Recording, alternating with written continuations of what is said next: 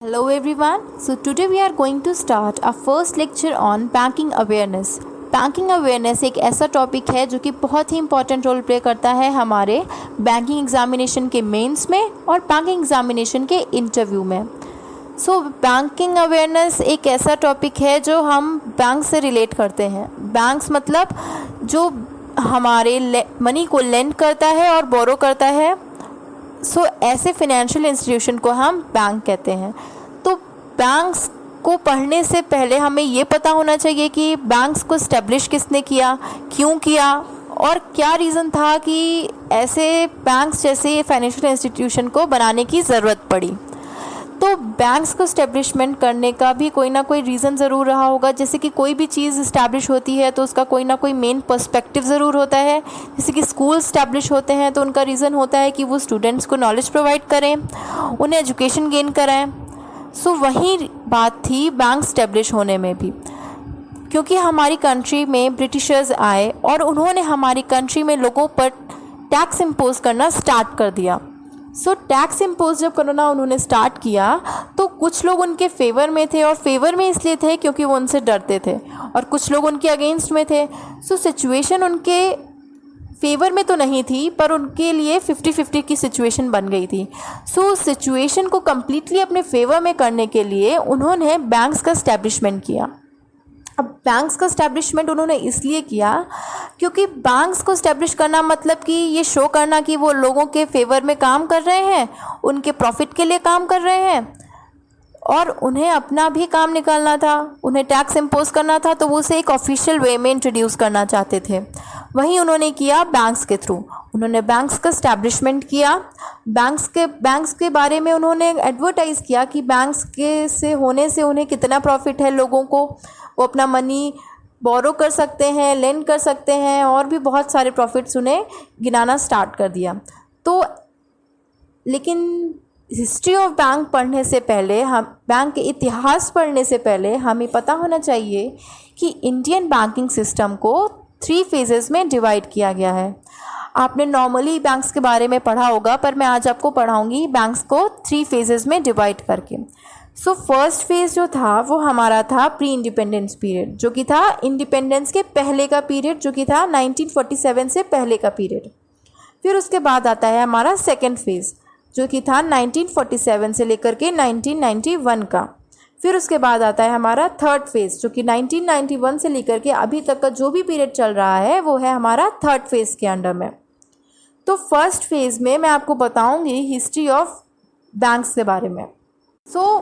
जैसे कि हम जानते हैं कि ब्रिटिशर्स के आने से पहले हमारे पास कोई भी करेंसी नहीं थी। यहाँ तक कि ब्रिटिशर्स जब स्टार्टिंग में आए थे तब भी हमारे पास कोई करेंसी नहीं थी।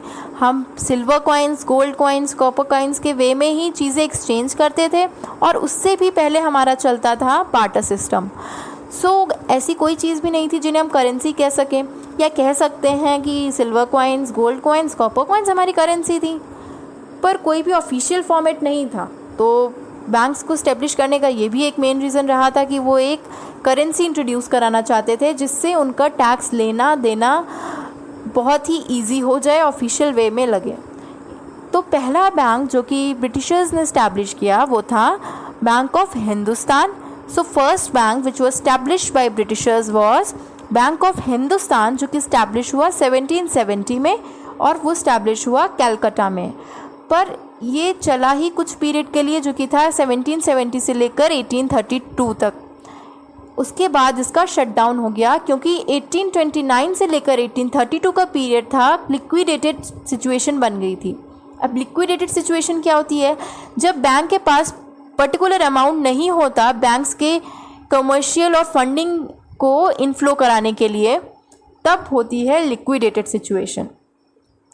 इसीलिए उसको शट डाउन करना पड़ गया। शट डाउन करना भी इसलिए पड़ गया क्योंकि जब भी बैंक लिक्विडेटेड कंडीशन में आ जाती है तब उसके पास 2 ही ऑप्शंस रहते हैं, या तो वो उसका शट डाउन कर दे, या तो वो उसका मर्जर कर दे किसी दूसरी बैंक के साथ।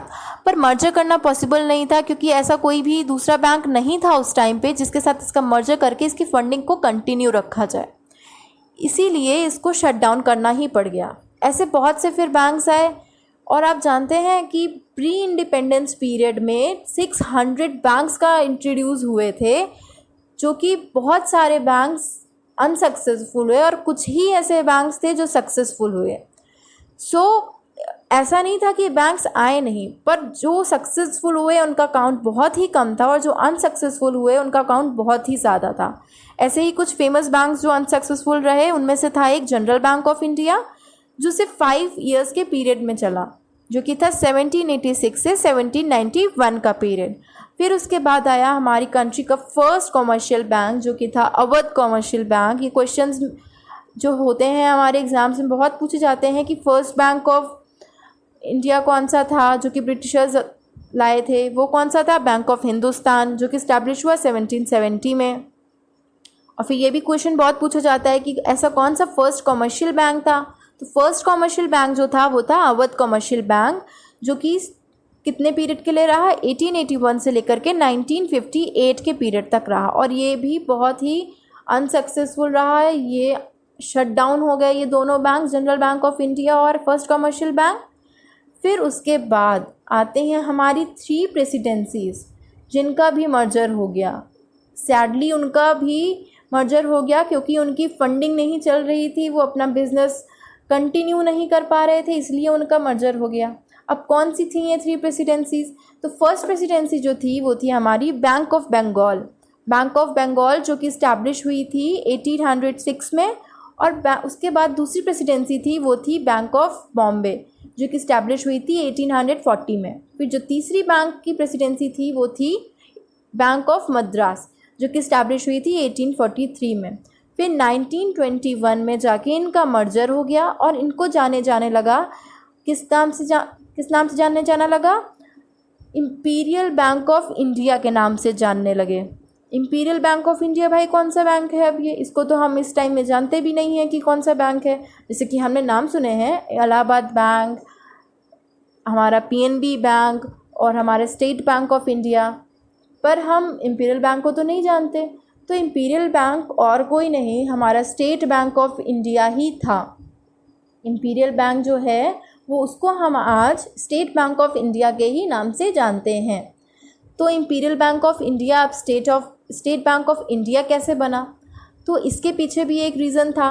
स्टेट बैंक ऑफ इंडिया वो इसलिए बना क्योंकि 1921 में जब इंपीरियल बैंक ऑफ इंडिया बना तब वो एक प्राइवेटली ओन्ड बॉडी थी, और प्राइवेटली ओन्ड बॉडी होने की वजह से उन्होंने देखा कि बहुत सारे लॉसेस भी हो रहे हैं। बहुत से उन्होंने पहले की एग्जांपल्स भी उठाए कि बहुत सारे बैंक शट डाउन हो जाते हैं, पर ऐसा क्या रीज़न है जो ये शट डाउन हो जाते हैं? तो उसका मेन रीज़न यही निकल के आया कि ये प्राइवेटली ओन्ड बैंक्स हैं और ये कंट्री के फेवर में काम करने से ज़्यादा खुद के फेवर में काम करते हैं। इनका जो मेन रीज़न होता है वो ये होता है कि ये अपना प्रॉफिट निकालें किसी तरह से। इसीलिए उन्होंने ये देखा कि जो प्राइवेटली ओन्ड बैंक्स हैं ये अपना इंटरेस्ट इतना हाई रखते हैं कि पुअर पीपल इसका फ़ायदा उठा ही नहीं पाते हैं। क्योंकि जैसे कि हमारी कंट्री का 68% जो पोर्शन है वो है रूरल एरियाज़ और 32% जो पोर्शन है वो है अर्बन एरियाज़। पर रूरल एरियाज़, एग्रीकल्चरल एरिया, ये सब प्रॉफिट उठा ही नहीं पा रहे थे। सिर्फ अर्बन एरिया और हायर सोसाइटी वाले लोग ही इसका प्रॉफिट उठा पा रहे थे क्योंकि इसका इतना ज़्यादा इंटरेस्ट होता था। तो इसीलिए उन्होंने एक फार्मूला निकाला, नेशनलाइजेशन का फार्मूला, जिसके अंडर में इन्होंने बैंक्स को नेशनलाइज करना स्टार्ट कर दिया। तो इसी में फर्स्ट बैंक जो नेशनलाइज हुआ था वो था इंपीरियल बैंक ऑफ इंडिया। और इंपीरियल बैंक ऑफ इंडिया का नेशनलाइजेशन हुआ 1955 में, और वो अब किस नाम से जाना जाता है? स्टेट बैंक ऑफ इंडिया के नाम से। तो ये तो हुआ स्टेट बैंक ऑफ इंडिया की हिस्ट्री। अब आती है हमारी रिजर्व बैंक ऑफ इंडिया, जो कि इस्टेब्लिश हुई 1935 में। 1935 में इस्टेब्लिशमेंट हुआ, पर जो इसको रिकमेंड करी थी वो किसने करी थी? एक कमिटी ने इसका रिकमेंडेशन किया था और वो थी हिल्टन यंग कमीशन कमिटी, जो कि सेटअप हुई थी 1926 में, और इन्होंने रिज़र्व बैंक ऑफ इंडिया की इस्टेब्लिशमेंट के लिए रिकमेंडेशन दिया था। तो 1926 से लेकर 1935 तक इस कमिटी की बातचीत चली। इनका अपना अपना पॉइंट ऑफ व्यू था, सबका अपना अपना पॉइंट ऑफ व्यू होता है। तो इतना टाइम लगा इनके सबके पॉइंट ऑफ व्यू को कलेक्ट होने में, और 1935 में जाकर के हमारे रिज़र्व बैंक ऑफ इंडिया का इस्टेब्लिशमेंट हुआ। रिज़र्व बैंक ऑफ इंडिया, जो कि सेंट्रल बैंक ऑफ इंडिया है। हमारा बैंक ऑफ बैंक्स के नाम से भी जाना जाता है, मतलब कि बैंकों का भी बैंक, क्योंकि ये हर बैंक का हेड होता है, इसीलिए इसे हम बैंक ऑफ बैंक्स कहते हैं। तो 1935 में रिज़र्व बैंक ऑफ इंडिया का भी इस्टेब्लिशमेंट हुआ। अब भाई जब SBI, जो कि एक बैंक है, वो भी नेशनलाइज हो गया, तो रिज़र्व बैंक ऑफ इंडिया कैसे ना नेशनलाइज होता। तो धीरे धीरे करके प्राइवेट स्टेक्स को गवर्नमेंट स्टेक्स में कन्वर्ट करते गए और 1949 में रिज़र्व बैंक ऑफ इंडिया का भी नेशनलाइजेशन हो गया। इसी तरह ये प्रोसेस चलता रहा और नेशनलाइजेशन का फेज़ चलता रहा। पर ये जो मैंने आपको बताया है ये फर्स्ट फेज़ के अंडर में था, मतलब 1947 से पहले की सिचुएशंस के बारे में मैंने बताया, 1947 से पहले के बैंक्स के बारे में बताया। In the next lecture, we are going to learn about the second phase and the third phase of the Indian banking system. If you like the video, do like, comment, share and subscribe.